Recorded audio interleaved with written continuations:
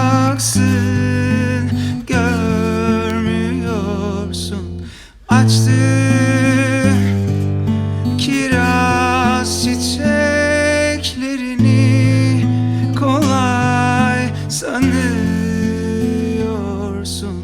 Bilmiyorsun, güneşi beklemeyi, uykusuz, sevgisiz ve buna inanmış. Zordu, çok zor o anki gelecek. Pişmanlığın hükümsüz, geç artık, çok geç.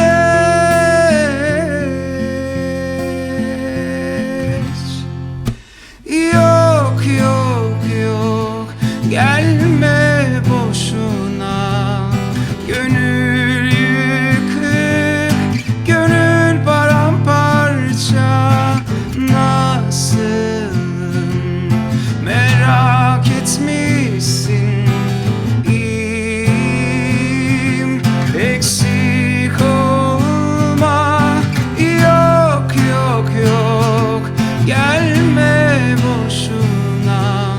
Gönül yıkık, gönül paramparça. Nasılım merak etmişsin.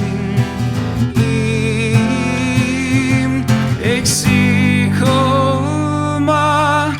Yok yok yok, gelme boşuna.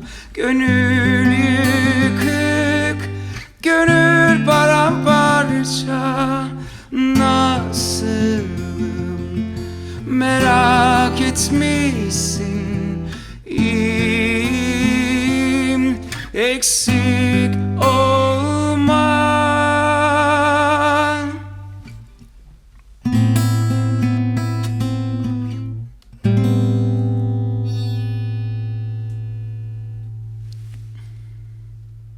Yani yalnızlık istenildiği zaman güzel olan bir şey bence.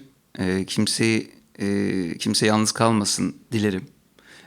Sevgililer Günü'nde herkese güzel, mutlu, yalnız olsalar da, sevgilileri olsa da mutlu bir gün diliyorum. Teşekkür ediyorum.